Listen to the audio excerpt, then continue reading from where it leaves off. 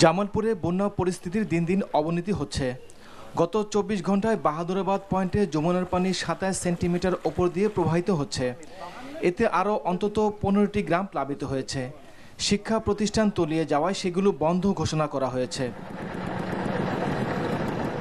সিরাজগঞ্জে যমুনার পানি বিপদসীমার ১২ সেন্টিমিটার ওপর দিয়ে প্রবাহিত হচ্ছে। চরাঞ্চল সহ বেলকুচি, কাজীপুর, চৌহালি, এনাদপুর সহ বন্যা কবলিত এলাকায় দেখা দিয়েছে খাবার পানি ও শুকনো খাবারের সংকট। সেই সাথে পানিবাহিত নানা রোগ দেখা দিয়েছে দুর্গত এলাকায়। পদ্মার পানি বেড়ে বিপদসীমার ১৭ সেন্টিমিটার ওপর দিয়ে প্রবাহিত হওয়ায় শরীদপুরের নিচু এলাকা প্লাবিত হয়েছে। গত কয়েকদিন ধরে পদ্মার ভাঙনে ভেদরগঞ্জ উপজেলার কয়েকশো বসতবাড়ি ও ৩০০ একর ফসলি জমি নদীগর্ভে বিলীন হয়ে গেছে। এছাড়া নড়িয়া ও জাজিরা উপজেলার ২ শতাধিক পরিবার পানিবন্দী। কুড়িগ্রামে ব্রহ্মপুত্র, ধরলা, তিস্তাসহ সব কয়টি নদ নদীর পানি বাড়ায় জেলার বন্যা পরিস্থিতির অবনতি হয়েছে। বন্যা কবলিত চর ও দ্বীপচরের ১.৫ লক্ষাধিক মানুষ ১৩ দিন ধরে পানিবন্দী জীবনযাপন করছে। দুর্গম এলাকাগুলোতে ত্রাণ না পৌঁছায় অনেকটা অনাহারে দিন কাটছে বানবাসীদের। দেখা দিয়েছে পানিবাহিত নানা রোগ।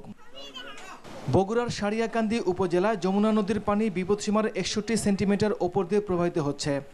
নিম্নাঞ্চল পানিতে তলিয়ে যাওয়ায় প্রায় ১৫০০ পরিবার খোলা আকাশের নিচে বসবাস করছে। গাইবান্ধার সুন্দরগঞ্জের তিস্তার পানি এখনও বিপদসীমার ২৫ সেন্টিমিটার ওপর দিয়ে প্রবাহিত হচ্ছে।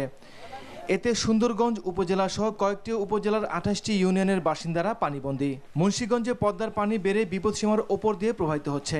পানি বাড়ায় নদী তীরবর্তী ৫ উপজেলার ৩০টি গ্রাম প্লাবিত হয়েছে। পানিবন্দী ২০,০০০ মানুষ।